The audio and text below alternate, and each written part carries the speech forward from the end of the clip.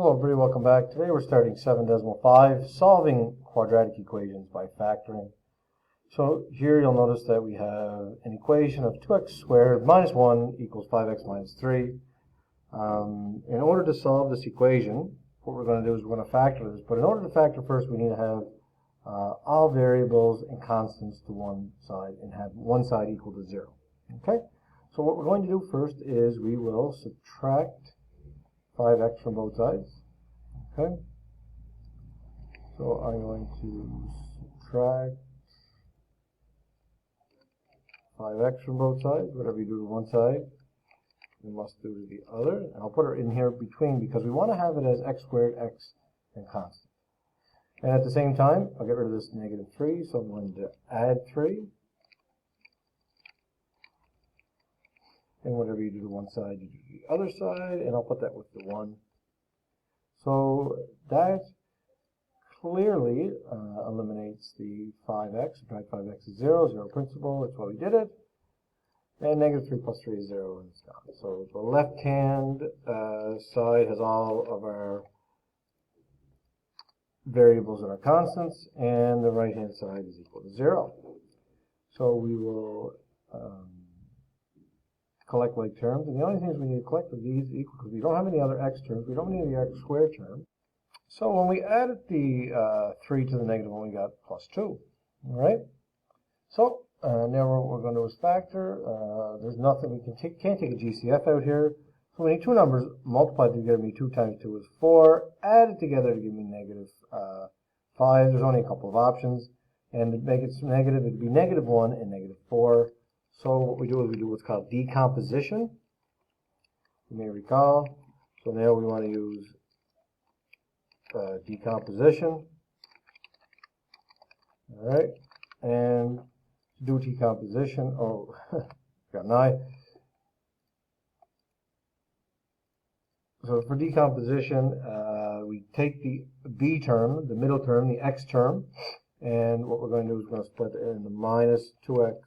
Minus 4x minus 1x, or just x. Okay? And then once we have that, we're going to factor these. And we factor the first two terms and factor the second two terms, taking the GCF out of both. So when we do that, take the GCF out, we end up with factoring a 2 out. So we end up with not just a 2, a 2x actually, I do apologize. 2x, and that leaves us with x minus 2. And then we have to do the same thing here. Take out a negative 1, which leaves you with x minus 2. And of course, these had to be the same or they wouldn't factor. So now the two GCFs that we took out, the 2x and the 1, they become your first. It doesn't matter the order actually, but it becomes one of the factors. Set it equal to 0. And the one that is common, that is the second, or again, the order doesn't make a difference. So now we just solve both of these. So we take the 1 over here, and we take the negative 2 over here, we add it to both sides, and we end up with x equal to 2. And then the last one, we just have to divide each side by 2 here. And we divide by 2, that's removed, and 1/2. So those are the two values. I'm going to also show you a way to do this. If your factoring isn't great, what you can do is you can use your graphic technology, which is fantastic. But I mean, I like factoring. Factoring is a good way to solve this. So basically doing this algebraically. But I can show you how to do it on a calculator quickly. And that's what we're going to do in a little bit, right? So if this isn't your best method, again, there's going to be another method learned a little later on. Okay? Again, this is review. We did this last year in grade 10 when we did factoring. All right? Let's look at practice question A. All right? So the first thing we would have to do here is we'd have to subtract the 3x from both sides. Okay? So we want to subtract 3x from both sides, minus 3x. What you do to one side, you do to the other. Put it in the middle because we want that term there. Oh, It should be, there we go. And that will eliminate these. That's why we did it. We get a 0 here. All right. And 0. And there's no other terms to collect here, so it's nice. So we have the x squared minus 3x minus 4. This is a nice one to factor. Two numbers multiplied together to give me negative 4. Added together to give me negative 3 or negative 1. Negative 4 and positive 1. Okay. So no decomposition necessary. So we're just going to factor these. So we have bracket x minus 4, bracket x plus 1. Okay. Two numbers multiplied together give me negative 4, add together give me negative 3. And then we separate these. We solve them both equal to 0. Okay. And again, you can drop the brackets at this point if you wish. X minus 4 equals 0. X plus 1 equal to 0. Solve. I'm just doing these simultaneously. So x is equal to 4 and x is equal to negative 1. Okay.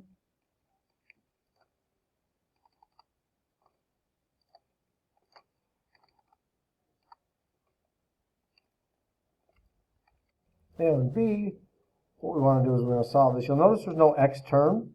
So if there's no bx term, so if there's just an x squared and a constant, you can kind of, I'm not going to say cheat, but you can be a little more efficient with this. So what we're going to do is, I'll notice that there's a 3 in front of the x squared. So we're going to divide both sides by 3. So I'll divide this side by 3. I'll divide this side by 3. I divide both sides by 3. These 3's divide out to give you 1. So you're left with x squared times 1, which is just x squared. And then, like I said, we're just left with x squared, obviously. Symbol there. All right. X squared. And then 243 divided by 3 is 81. So you can see where this is going. This doesn't really need to be done by factoring. Now we're just going to take the square root of both sides. So, do the inverse operation of squaring. We take the square root. So you do it to one side, do it to the other. The square root of anything squared is just itself x. And x is equal to, and not only is it 9, it could actually be plus or minus 9 in this case. Okay? Or we just plus or minus 9, right? Because negative 9 squared is 81, and positive 9 squared is also 81. Okay? In C, we're going to do the same thing we did in A. This time we're going to end up with decomposition because there's a coefficient in front of the x squared. Not a big deal. All right. So we're going to add the 11x to both sides. All right, so add 11x because it's subtract. Now again, we're going to put it here, add the 11x. All right, so I'm just doing that in the blue just so you can see the different colors, right? So the original third is going to equal 0. That's why we did it, right? It's gone. And we'll clean this up a bit. All right. That's equal to 0. We can make it all red now. Okay. We need decomposition to solve this one. We need two numbers multiplied together to give us negative 4 times 3, which is negative 12. Added together give me 11. So the numbers are obviously 12 and 1. But in order to get a positive 11, the 12 will be positive and the 1 will be negative.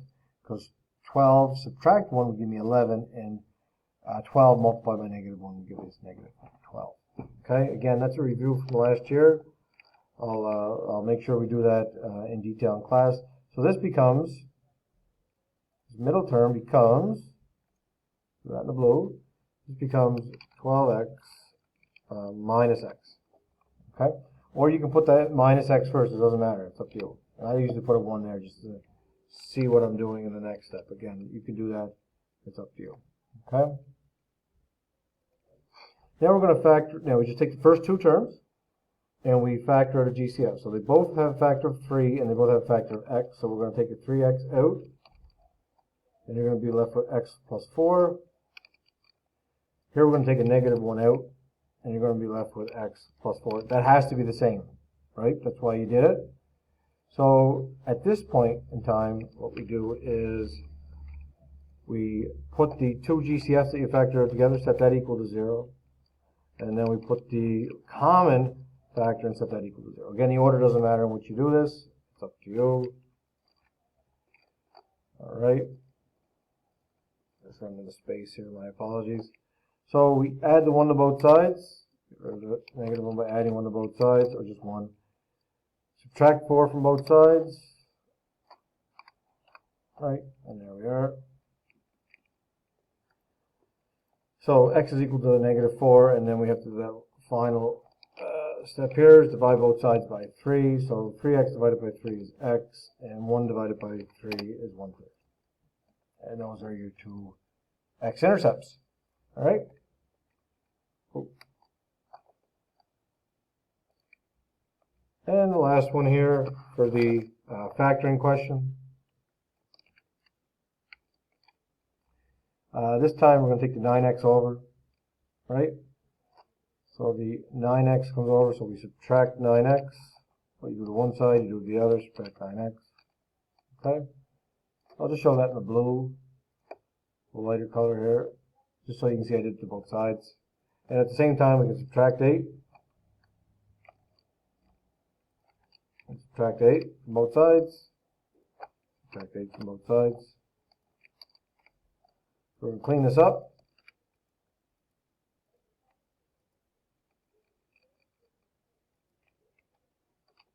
So the 9x is 9x subtract 9x is gone. The 8 subtract 8 is obviously also gone, leaving it with 0 on that side. That's why we did it.